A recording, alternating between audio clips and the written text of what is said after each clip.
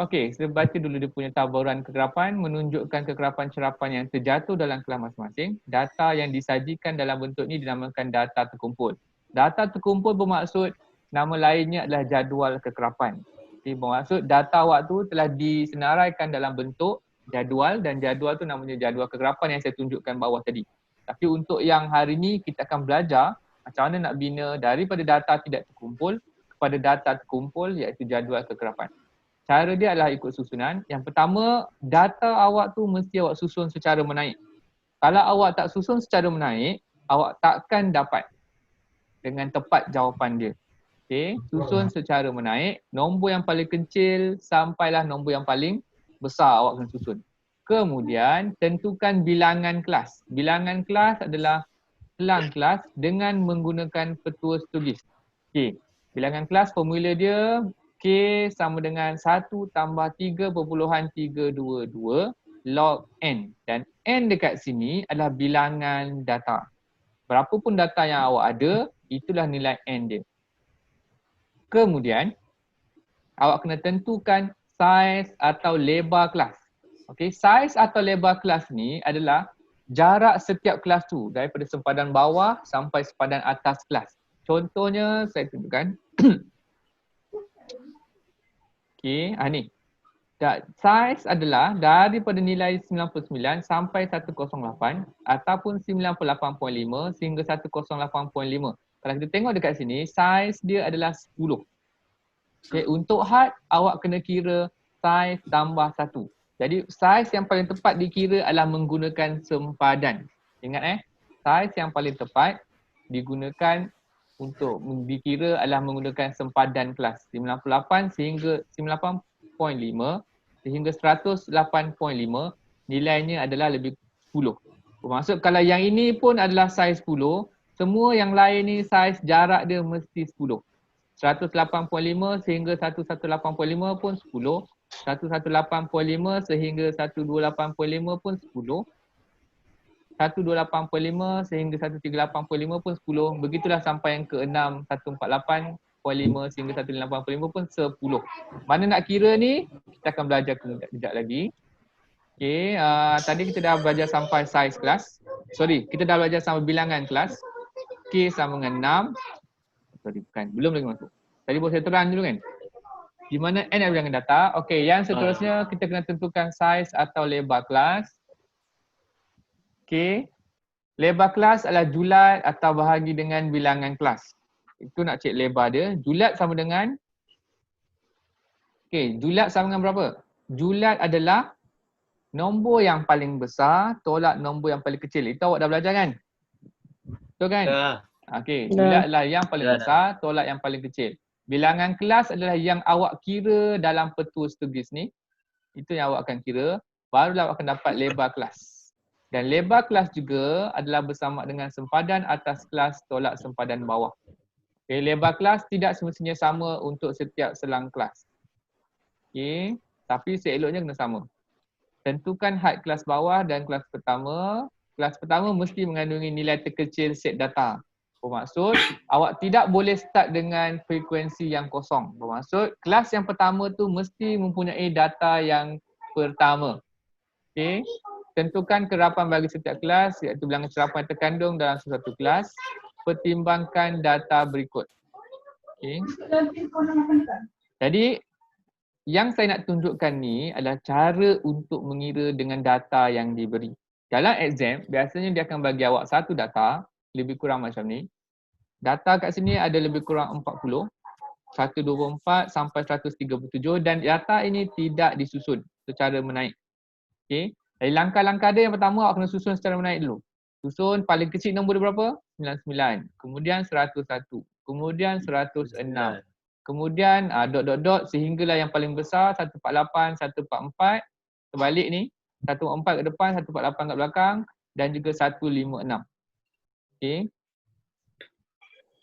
148, 144. Okay, ada lagi 148, kemudian 149 tak ada, 150 tak ada. Jadi paling besarlah 156 okey di sini. Jadi ini data yang disusun secara menaik. Kemudian awak akan dapatkan bilangan kelas dia. N adalah 40 sebab data awak tu ada 40 data dan cara nak cari bilangan kelas adalah K sama dengan 1 tambah 3.322 log 40. Log 40 ni adalah kiraan dia dalam kalkulator, log awak type 40. Dia akan dapat satu nilai, kemudian darab dengan 3.322, kemudian tambah dengan 1. Okey. Kalau awak kira, awak akan dapat lebih kurang 6.3. Dan 6.3 perlu dibundarkan.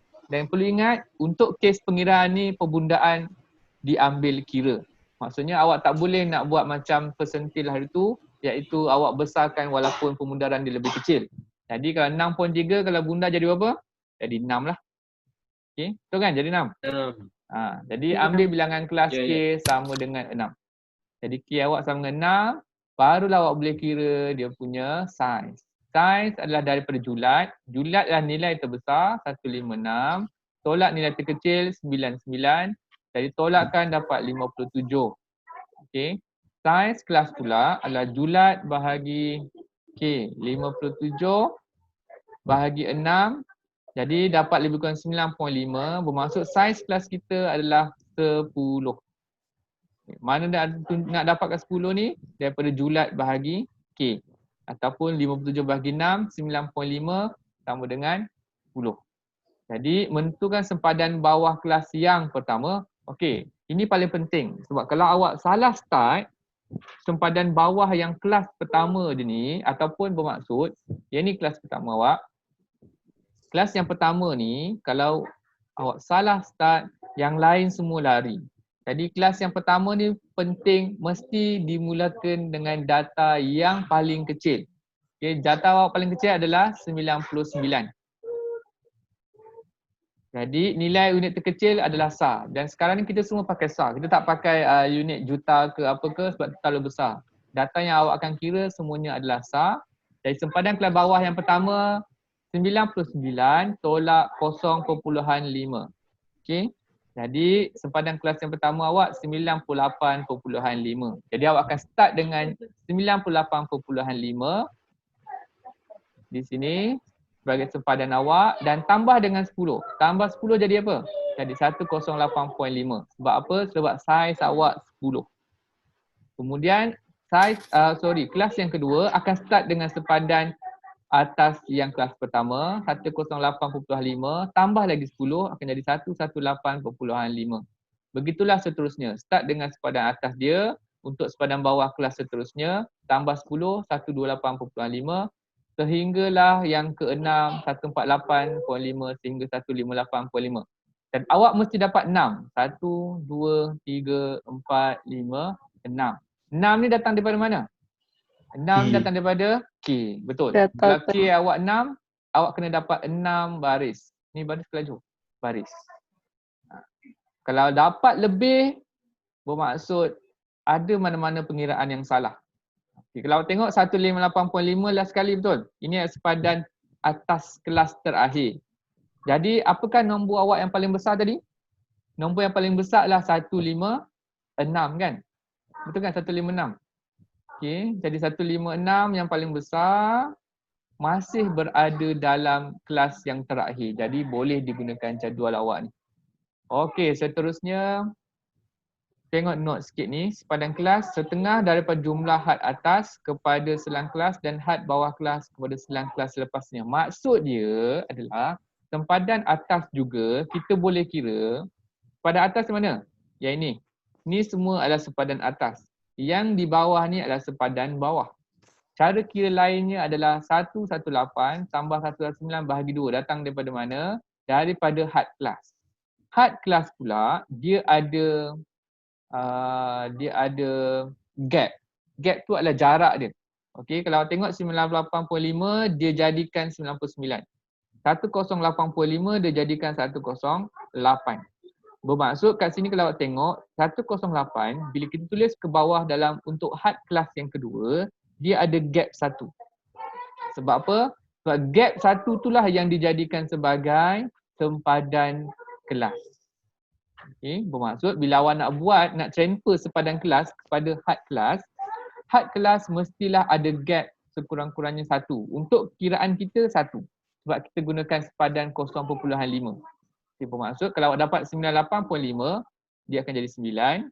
1085, dia akan jadi 0.8. Bermaksud yang bawah tambah 0.5, yang had atas tolak 0.5. Boleh faham ni? Boleh ikut? Hello? Okey. Seorang je. Yang lain? Ke yang lain tak boleh komen? Boleh. Boleh. Boleh. Okey dah. Okey, jadi had bawah had bawah daripada sepadan bawah ni tambah 0.5. Had atas daripada sepadan kelas tambah 0.5 juga. Okey. Betul kan? Betul. Okey, jadi saya makan. Saiz kelas kita sempadan bawah kelas, kita ambil satu. Kita ambil je satu. Contohnya kita ambil kelas yang mana? Yang pertama. Okay, dia ambil ni adalah kelas kedua. Okey, kelas kedua, sepadan kelas yang kedua 1185 tolak 1085 akan dapat 10. Jadi logik. Sebab apa? Sebab saiz kelas kita adalah 10. Saiz kelas pula sama juga dengan had bawah kelas ke N tolak had bawah kelas ke N tambah 1.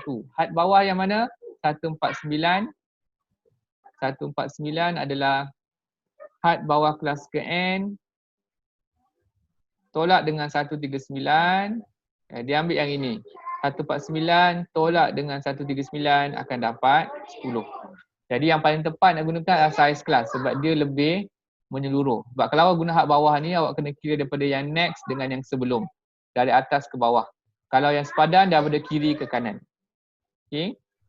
Jadi jadual kekerapan mudah adalah selepas awak dapat sepadan kelas, awak boleh dapat had kelas. Daripada kelas-kelas ni, awak dah boleh kira dia punya frekuensi. Mana datang frekuensi? Mana datang kekerapan ni? Mana datang? Daripada data-data awak tadi tu, nombor-nombor yang seketul-ketul tadi tu, awak kena masukkan grouping dia. Okey, contohnya 99. 99 jatuh pada grup yang mana?